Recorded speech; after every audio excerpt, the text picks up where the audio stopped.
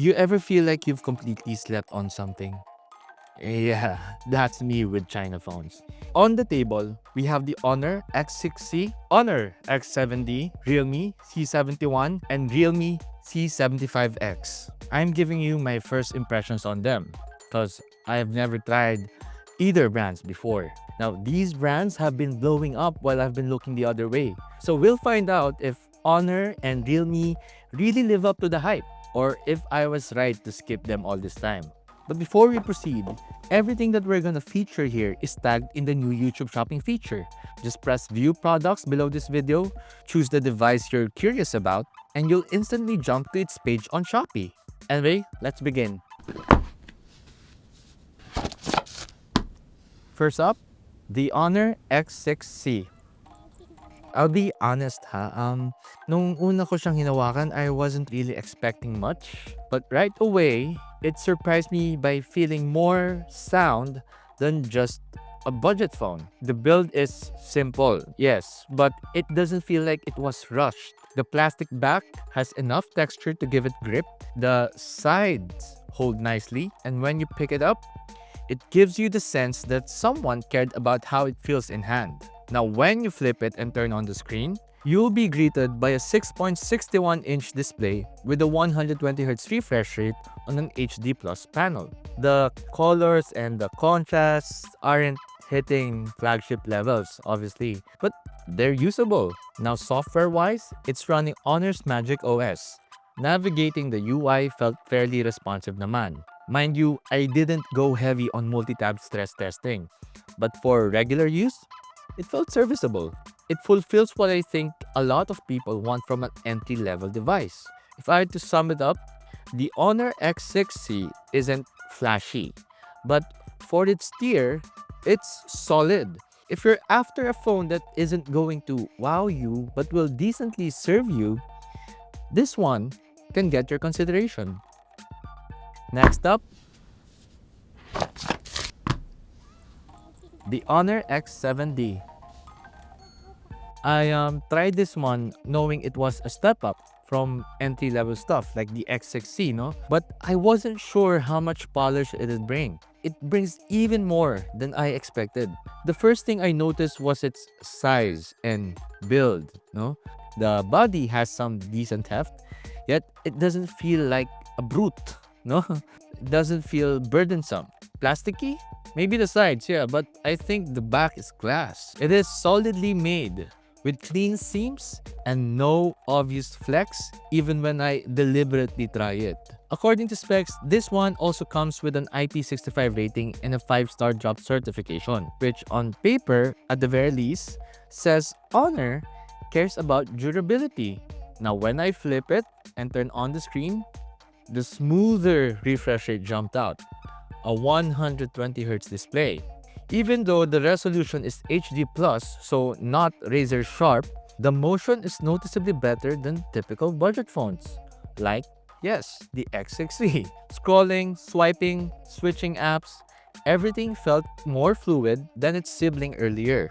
Now on the software front, it's running Honor's Magic OS as well. And again, I found the UI pretty tidy. I didn't run it through heavy tasks though, but I'm pretty sure that normal usage should feel fine. Now, what's missing?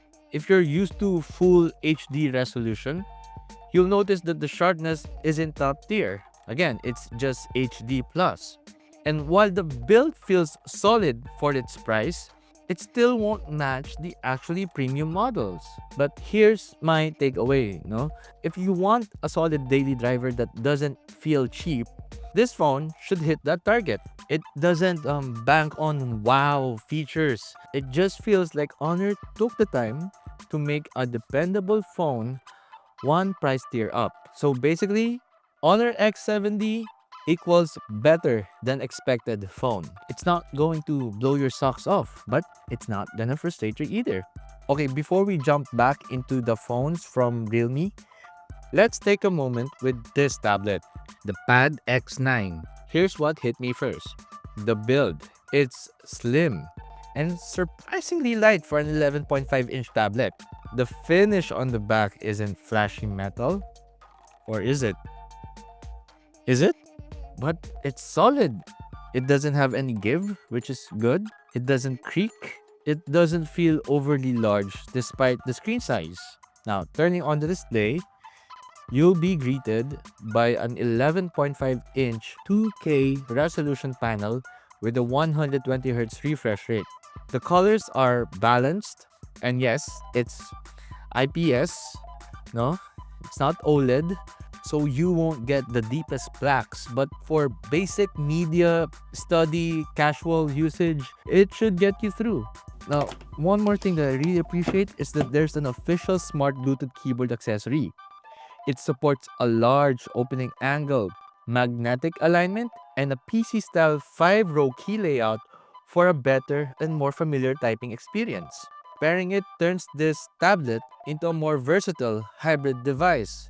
Definitely a win if you lean into productivity or writing more than just media consumption. Unsurprisingly, it also runs Magic OS. The interface, just like its phone sibling, feels tidy. It doesn't trip when toggling between apps. The UI overall felt someone trimmed the fat.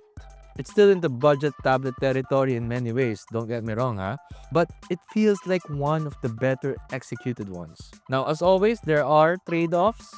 It won't handle high-end gaming like a flagship tablet, and outdoor brightness is, I think, moderate, but in its space, I think it delivers well. In short, the Honor Pad X9 feels like someone said, okay, we'll keep the price down, but we'll not skimp on what matters most for everyday use, It's sleek and quite responsive.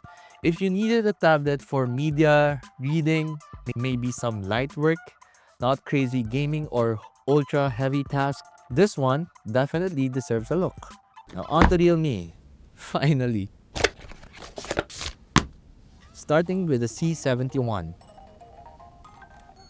The moment I held it, I got the sense that realme did more than just make a phone for the budget conscious. The body has a comfortable heft, the matte finish back gives a decent grip, and the whole design doesn't scream budget plastic the way some entry-level phones do. Kita nyo to?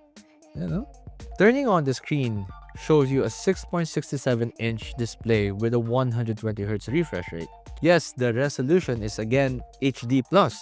So when you zoom in, you'll notice it's not ultra crisp. But for everyday use, I'm sure it'll do. It is running realme UI, unsurprisingly. And when I flip between apps and go through the menus, it doesn't feel like I'm using an entry-tier device.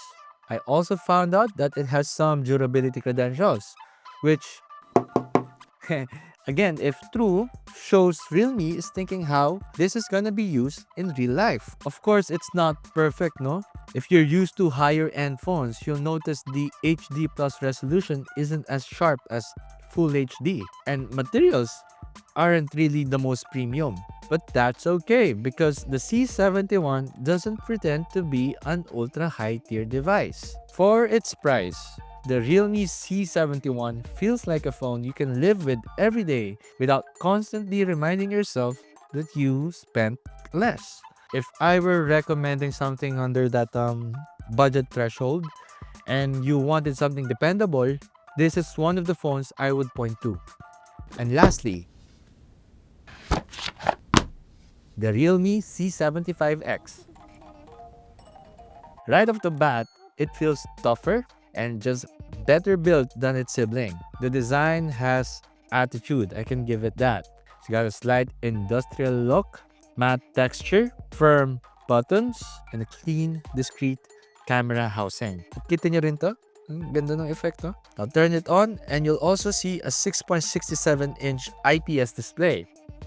And alam kong sawang-sawa na kayong marinig, but it's also HD plus rather than Full HD. However, at least the motion is smooth because of the 120Hz refresh rate. Now on the software front, realme UI feels surprisingly refined. So far, I haven't experienced the system freezing and I haven't felt held back by the device. Of course, as always, there are concessions.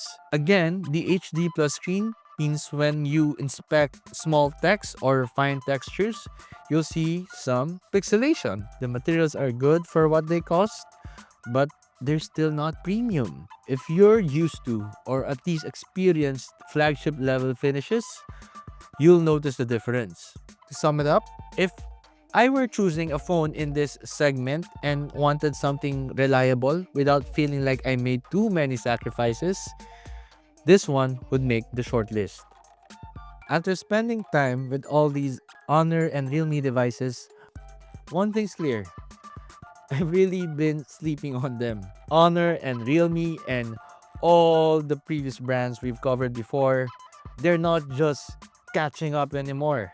They're already here, taking part in redefining what value looks like in 2025 and beyond.